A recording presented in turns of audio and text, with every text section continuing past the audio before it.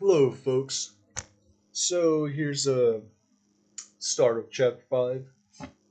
Again, I'm gonna go back to showing this disclaimer. This disclaimer is very important for the upcoming chapters. It is very important because I am a very blunt person. I just write the things down, and I don't think I have made edits. I've made like small edits here and there, but as with the story flow, I don't think I have. Maybe, but like, especially when something's like comes off as strong, like I don't edit them out. Like there have been there could have been few, but I don't really remember them. I mean, you'll see. Like, yeah.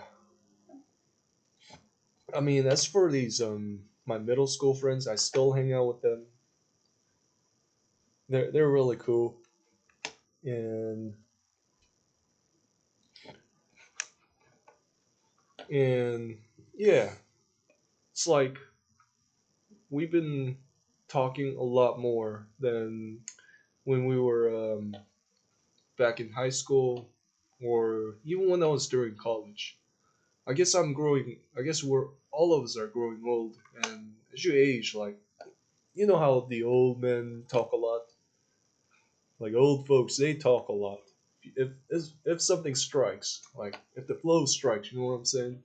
They talk a lot. So yeah, I mean, yeah, it's been real nice.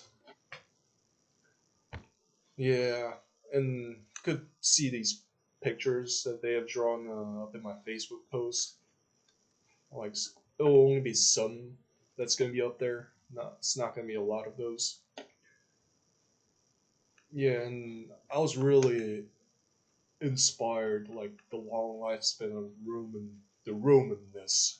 It's like even when like the so-called Byzantine Empire died, like the Turks took over the Romanness. Like if you really read what was going on, like they would take the Romans and have them work in the government because like Turks as a barbaric tribes, they weren't as learned, so the Romans who were already educated would do the same job better. It's the same as how Arabs, they conquered everywhere. They noticed that their people were very good at ruling because they were desert people. So and since they didn't want the Persians to be ruling in the government and possibly taking over, they decided to hire those like Central Asian previously nomadic people who were turned settled civilized people. So like the Parthians, Tajiks, um, those like those people who were living on the fringes of Persian kingdom, the Sasanian kingdom back then, and they brought in more and more Turks, and that's how Ottoman Empire was able to become how they were later on. Like the Arabs started it. It was the Arabs, not really bashing on Arabs, but I'm just telling as how it was. So, anyways, I mean, I just went off with this rant because chapter 5 is not that long. It's not gonna be that long compared to chapter 4. So, just to give us some sort of filler, you know what I'm saying? Yeah. I mean, I love this phrase. You know what I'm saying? Like it's been I think it's been like a trend in my surroundings lately. So it's really good. Um, yeah, I mean, just look at these guys. Like, I really do feel that these guys have souls in them. Like the the artist was just so downright amazing. So as for this picture, like the difference you could get from watching a video like this is that I'll be able to talk and explain on the things. So I'll post this video. So like when something comes up, such as like some new place, then I'll explain it for this video. Like I have not many subscribers nor viewers right now for you guys to be like active to be active on comment sections. I know how that goes. Like I'm very shy when it comes to like commenting on YouTube channels. Like especially if there's like nobody commenting it. So I understand I have to grow the channel first in order to get the comments and the criticisms. I understand that. So I don't notice, but I think a new change here that I'll make is I'll start explaining more and more as it goes on, because like I don't think many of you have like previous knowledge to the Romans or the so-called Byzantine Empire. So I'll start explaining more and more about it because like I was fascinated by the empire for years and even I would say like more than a decade. I've learned about it since like when was it? Middle school. Yes, yes, middle school. I was always fascinated by the empire, like its growth, its extents, its territories, the way it conquered, the areas that it had conquered. It was the changes that it went through. It was just so downright impressive. Like it fought till the very end. It literally fought till the very end. Like and it grew itself even at the very last hopeless situations. Like you see, like you see about the despotate of Morea, it actually grew during when last Emperor Constantine was the despot. He actually grew it like all the way up to central Greece, but that was a short lived because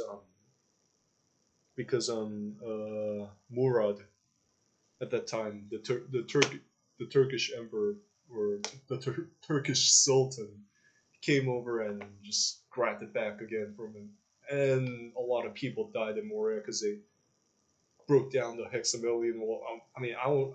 I'm not even gonna get that far. Like, that's for the later story. Like, I'm getting too excited here. So yeah, sorry about that. That's too much from the start. Yeah, like I just love that history. I mean, yeah, I gotta really get back to the story. So chapter 5 is about the preparation. So chapter 4 we went over that the so this guy here is Seth and this guy here is Apostios. So this whole picture is gotten from a scene in the book. I gave my artist the scene, the words in it. So he basically had the picture, the illustration laid out just as how the scene was. So Thomas wearing full plate, he had put his sword on the ground and there's his helmet. And Ephraim just like chilling. So this is awesome. And that's the barracks. It's the Roman barracks in the trees. Yep. It was already mentioned before that there were groups of trees growing in the fortress. And yeah, I mean, if you see the Princess Islands, the biggest one, the Buyukata, you would see that it's on top of the hill. I mean, I even have I even had a image of that. No, I'm not even gonna go far. That's for later. That's for later, folks. So as for this, um, so I'm going to. This is the last thing that I'm going to share before I start. I know y'all are waiting for the story, but I'm excited right now. I'm stoked. This is my freestyle talking, so I love freestyle talking. I want to just like read off of script. I mean, even though how amazing this book is. Like, I don't want to just read off the script. It's like it's like, come on, bro, moment. But since you guys never heard this book, like, I have to read it all for you guys. And I feel that that one is so much better than just reading the book on my own these days. Like, I get after work, I get tired, and I just like before I sleep, I just turn up something and just read it. So, and just not read it, listen to it. Yes. So, this is Seth. So I based this guy as myself. So this guy is myself in the past. I have more books upcoming, and I literally have described how my past was through his life. And he's a very tall guy. Like, look at his long legs compared to Apacio's shorter legs. And this Apacios is Arturo Sainz. It's one of my friends who is skinny and kind of doesn't have much energy in him because he's so skinny. But he's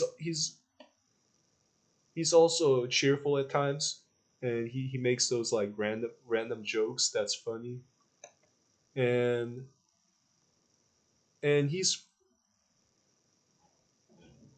very I would say I don't think it's appropriate to say as a as one of his friends, but I see him as a very loyal person. I don't think yeah he's not the one to just like cut off the friendship just because he's like kind of upset about something. You know what I'm saying? Like,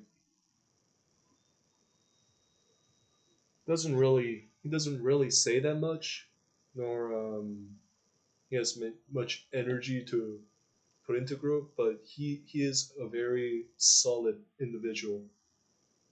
Like, I frequently hung out with him during high school, and I understood that he's a very solid individual, and he'll take some time, but he doesn't give up on things. So yeah. Anyways, this year it's Thomas, and I based Thomas off of Sebastian Ito, and Sebastian would always get my back, get any of his backs. But I'm speaking as my point of view of what I felt from interacting with him for over a decade by now. Yes, it was over a decade, or it is over a decade right now. He like in his peak moments, he's gained weight now, but he was really ripped. He was really shredded, man. Like, seriously, totally jacked. Like, and then he has like really broad shoulders, like a swimmer's, and uh, you could realize you will realize in the future with Thomas, as the story moves on, that he that but he and Sebastian are really they're really good, great, steadfast leaders.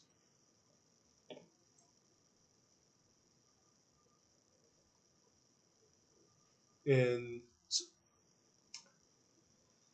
yeah, and like I think as I remember, Sebastian leads one of the has been leading the Bible study lessons or like get together or something like that. So he's a really patient, great individual who's also a great leader.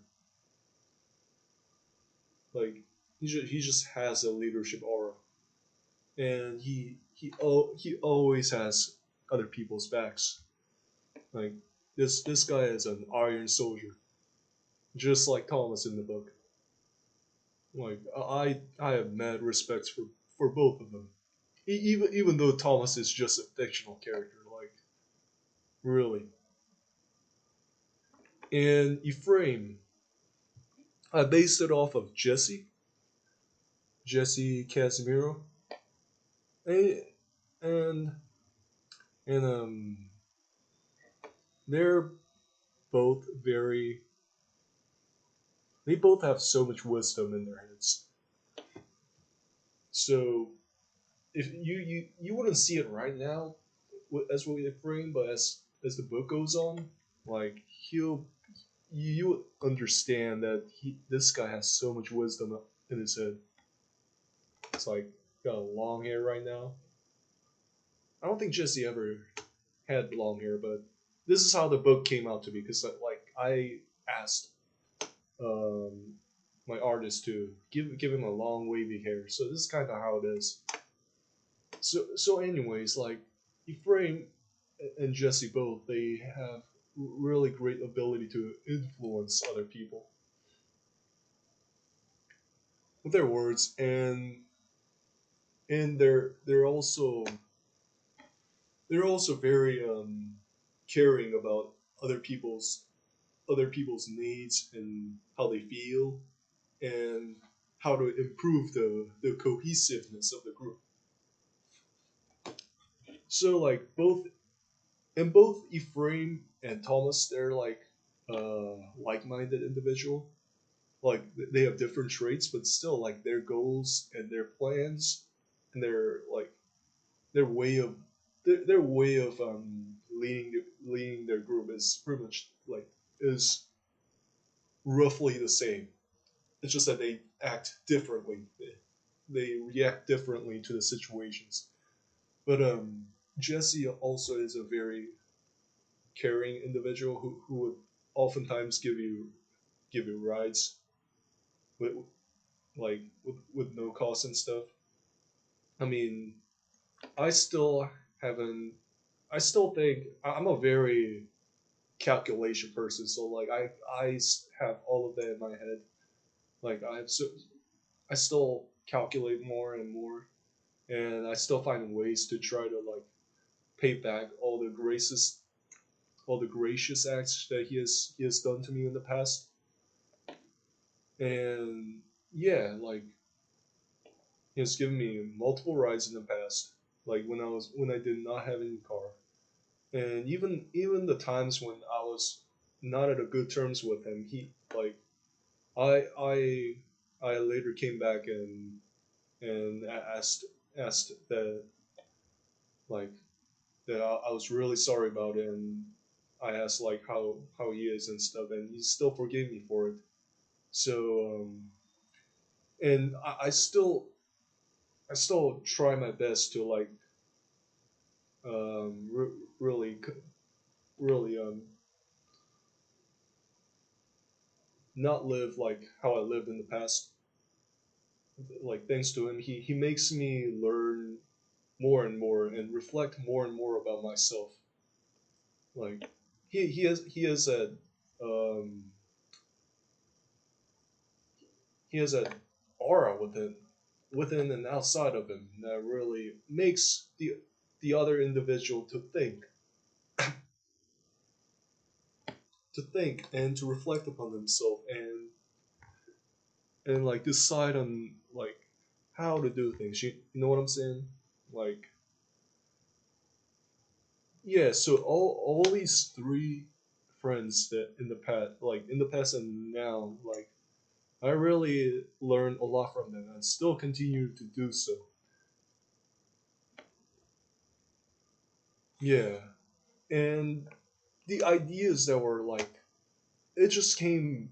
I don't know. It just came naturally. I mean, this book still took like 6 years to make. All the research, all the minor edits here and there, and the writer's blocks. You know when if you're an author, you understand. Like, there's a time when you just get stuck and you can't go any further. Yeah, I actually made like plenty of edits to the because like I tried going a full book, a full biography of Pasios. It started out as a but then I realized that that wouldn't be so fun. I gotta make it into a series. I gotta make people wait for more. You know what I'm saying? So that's why I took a piece from Apacio's life and made it into a detailed and an outstanding, which is the Gathering of Soldiers Part One. So there you have it. Like I'll explain more about these characters in the times to come. But right now that's enough. I've already spent like 15-20 minutes just rambling on. So I'm so sorry about that. Like I wouldn't do that again. It'll be like 5 minutes after. All right. So chapter five is the preparation. Preparation after like getting all this armor set up. Lord Pericles brought Apotheus back to where his friends were still sitting around chatting. Lord Pericles later sent a soldier to give Apotheus boots, pants, and shirts to wear, which will be his responsibility to clean and wash. Along with them were the munition package and black powder, which he gladly received. To that, Thomas and Seth looked on with total surprise while Ephraim laughed out loud and patted Apotheus back to congratulate him for joining the gunner's group. After a while, Lord Pericles blew the horn to get his troops in the headquarters field. When they did so, he gave an announcement of what will be the plan for the future. We are now 120 soldiers, so 2 days later, Wednesday at dawn, we'll go on a raid. Our spies have found out that there's a town on the northern coast of Nicomedia, which is under the rule of Turks, so we can raid them at free will. It'll take us about half a day, perhaps earlier if we hustle. And when we get there, we'll raid the fields for some while. Perhaps take the valuable supplies from outskirts houses, then flee back to Principe before enemy militias show up. The troops nodded in approval. Then a soldier raised his hand to ask a question. So Principe was a island, the Buikata island that I talked about. It's the same thing. It's the Greek version. Nah, this is bad. I'm not going to explain any more things. You can search it if you're curious. This is just making the progress awkward. Sorry. Why don't we ever go further out east? The soldier sounded very frustrated. It's because we don't want to take on too much of a risk. We are a small force, so we can't risk a longer journey that will give us more chances to encounter the pirates, or even the Turkish navy. Lord Pericles said. The soldier knew that the peninsula across from Constantinopolis was exhausted of easy pickings, since the small villages and towns had been left desolate after the villagers ran away from the raiders. He knew it so well that Lord Pericles needed to have another plan by now. The plan that would take a bit longer, but would give them a better chance to raid juicy villages. I really think we should change our target, Lord. We have raided many places along the peninsula, so we should go somewhere else. This soldier was a brave soldier. Pasios looked at him in awe. Lord Pericles glared at him, but somehow he decided to think more carefully. Okay, who agrees with him that we need to go further out and possibly risk ourselves to unnecessary battles? Considering votes from his soldiers was unheard of during the previous years in the fortress, but he was somehow feeling at ease to try new things at the time. Ironically, the soldiers began raising their hands one by one until most of the soldiers raised their hands. They all had this nervous look just like a boy who sees his parents when he broke something valuable. They were even more nervous than that since they had seen Lord Pericles' anger when the soldier contested him by asking for other options than what he gave them. It took some time for Lord Pericles to quell his anger and consider their suggestion. All right, fine then. We will set out somewhere along the Paphlagonia coast. No, somewhere inland to get to the Turks. If we get to Karasu City, there's Sakarya River. If we go upstream from there, then we will be finding many Turkish villages and towns to raid. On the other hand, our large combat ship needs cleaning and fixing along with the harbor. So we'll do that for today. Understood? Now, everyone cheered and said, Yes, Lord. They were finally happy that Lord Pericles would listen to their suggestions and no longer have to do the things that they had been doing for many months now. They immediately went to their barracks to get tools and other necessary things to reinforce and repair their ships. Seth brought Aposios over to the barrack, where the support platoon resides.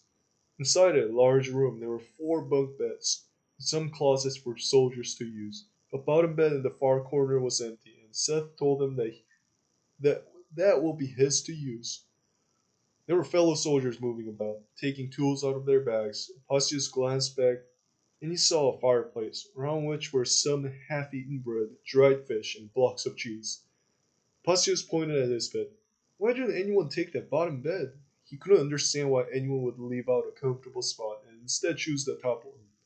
To that question, Seth became seemingly uneasy. Well, you see, Seth scratched his head. The guy who sleeps up there is quite strange, so we made him sleep there as punishment. Also, this bunk bed is the furthest from the fireplace, and then blocked by other beds in various closets. So it gets quite cold here during winter, and blankets can keep you warm enough.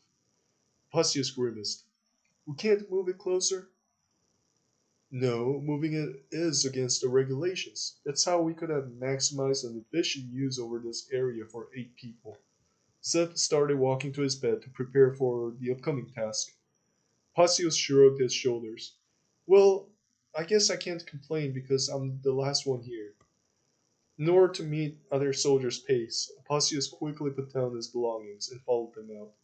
Soon the soldiers marched to harbor, and along the way they greeted the civilians who came out to see them go to work. Then they got to the harbor where Lord Pericles was waiting. Hurry up, soldiers, there's not much time. He pointed towards the large combat ship. You need to finish this within today, so let's get moving. Soldiers nodded in unison and went for their ways. Some went directly towards the combat ship, while others went onto the harbor to look for areas to fix and clean. Pausius followed others onto the harbor, along with Seth since he needed someone to let him know what tools he would be taking. Take the hammer. I think you would most likely do hammering, Seth said. Yes, that was the thing that he had lacked. Although Apasius thought that he had done as many things he could in the monastery, he had never done any crafting or fixing. Apasius looked at the hammer. Hold on, I don't have any skills in using tools. Don't worry, you'll learn. Saul said.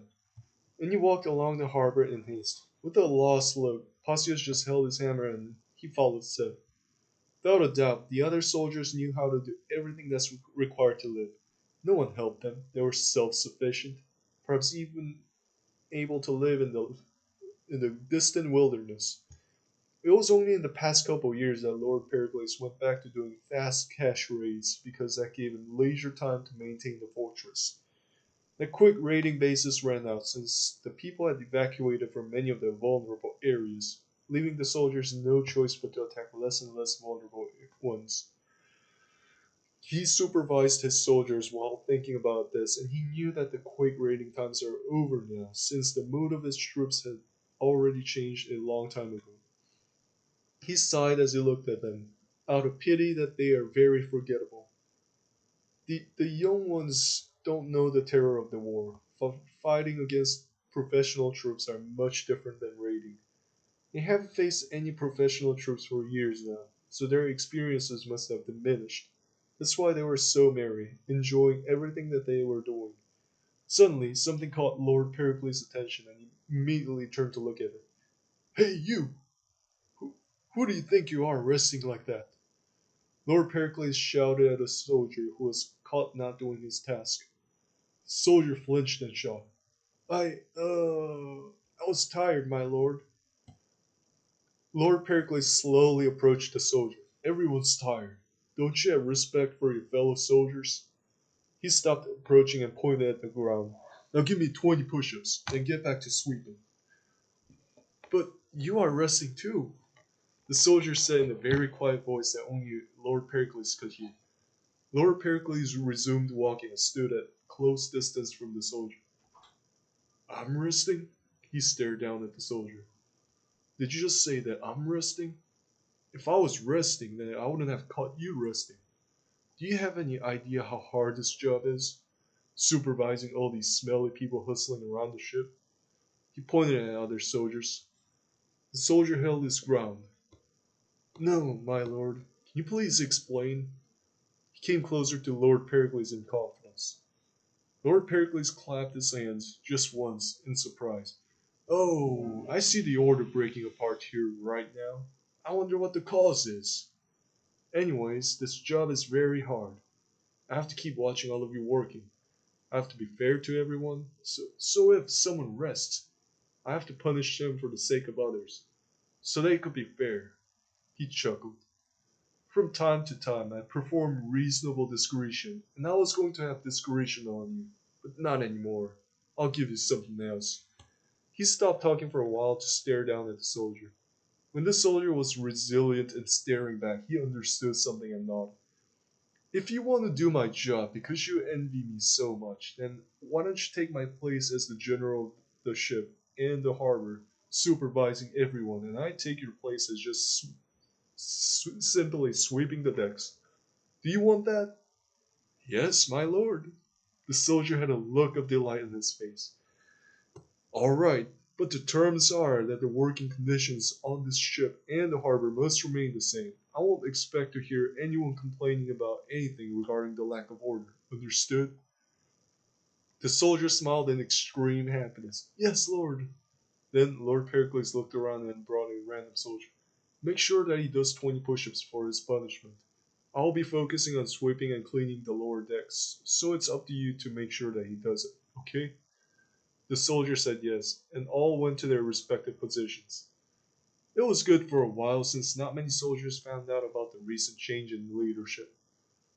Also, the soldier in charge was quite diligent in moving around the ship and the harbor, checking to see if everyone was working and the work was going in rightful order.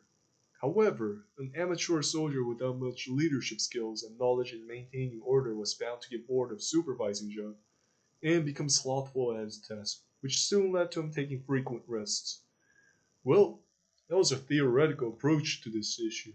The real situation was that when other soldiers stopped seeing Lord Pericles altogether, their diligence fell, and as they noticed a young soldier moving around the deck and apparently sightseeing others working, they felt safe enough to take frequent risks. This young soldier didn't have quite the courage to tell the groups of soldiers to work, and when he did tell them to get back to work, they just laughed at him and shrugged it off as if his words meant nothing to them. So he just hoped that they would resume working. Meanwhile, Lord Pericles didn't know that any of this was going on because he was very focused on his job. But when many soldiers around him began asking him about the lack of control on the ship, and that people were getting lazy, he realized that the soldier failed him. After a while, Lord Pericles called over that soldier who was passing by his work and said, "What are you doing?" He spread out his arms in frustration. "Are you even doing your job right? These guys are telling me that people are very lazy right now. So, tell me what's going on." They wouldn't listen to me. Soldier put down his head in shame. Then man up to them and tell them to work. Lord Pericles pointed at the soldier with his broom. Lord, it doesn't work like that. The soldier backed away. Lord Pericles laid down his broom and moved closer to the soldier. Well then, why did you agree to my suggestion with such enthusiasm, as if you would do an excellent job in it? He played dumb. He was laughing inside. The soldier held up his hands and shouted, I thought I could do well in it, Lord. The supervising job was boring after all. I couldn't do much. Nobody listened. Can I have my broom back? Lord Pericles nodded. Yeah, sure. But let's go ahead and see how other soldiers on the ship and the harbor are doing with their tasks. He motioned at the soldier to follow. After that, Lord Pericles and the soldier went to the main deck of the ship in the harbor to check how soldiers over there were doing with their tasks. It wasn't that bad due to the presence of some platinum leaders and captains, but they were obviously lazier than had Lord Pericles watched over them. The ones in the harbor were behaving even worse. However, when they all noticed that Lord Pericles was looking at them, they immediately got back to working as hard as they could. While looking at them, Lord Pericles sighed. Do you see how they just started working for Ryu? Even when I had the platoon leaders there working alongside them, the hard-working nature goes down significantly. So how do you expect they'll behave when neither I nor those leaders are there? Now, do you realize that there are jobs which you're just not ready for yet? The soldier didn't say anything, because he really had nothing to say against Lord Pericles. Lord Pericles looked at the soldier. Just go back to your area. I'll handle this here. Hopefully you have learned something today. Thank you, Lord. The soldier said and went about his ways with head low in shame. Then Lord Pericles slowly turned his body to face the group of soldiers in front of him. Obviously, they felt his gaze and some of them started getting nervous. Folks, I got sidetracked down there a bit. And as I see it right now, we would have to pass the dinner time for a while because there's still much to be finished. Understood? Ye- yes, Lord. The soldiers stuttered in their reply. After a long time of working, everyone finished their tasks, ate dinner, and went to sleep. For the next day, the soldiers trained intensely in order to prepare themselves for the upcoming raid. Pacius, even with the already trained body, struggled quite a lot to keep up with other soldiers who were usually older and bigger than him. However, there was always this one soldier who lagged behind along with him. His name was Lucio, and he slept above Pacius in the bunk bed. But he didn't talk much. Someone told him that Lucio doesn't open up to people. Therefore, Apasius just left him alone. Towards the day's end, Apasius went to the headquarters to submit his signature and other necessary paperwork. It felt weird as he signed them at the end because he had just agreed to be stuck on that island for the rest of his life, and the latter part settled awfully in his mind. However, he soon forgot about it and went about his life thinking about what the next mealtime is and what he's going to eat. His best moment was when he was training with other gunners. Frame taught him how to shoot, reload, and aim with the gun. Thanks to that day, Apasios was able to use his weapons much better and interact with others who were around him. Yet still, he really didn't get to have much time having good conversations with anyone other than Thomas, Ephraim, and Seth. Furthermore, he always felt that he was an outsider, and other soldiers didn't talk much with him, even when he approached to strike up conversations. The nights in the room were awkward for him, since others would talk and laugh with each other, but not much with them, and he and Lucio were left alone in the silent corner. Therefore, Monday and Tuesday nights were quite boring, and he was pondering whether he would be able to fit in here well in the future. Thus ended Tuesday, and he fell asleep. That's the end of chapter 5. It didn't really take so much, but what you really have to worry is the next chapter, because it's freaking long, and it's gonna get you. So that's it. I have said enough, so I'll post these up.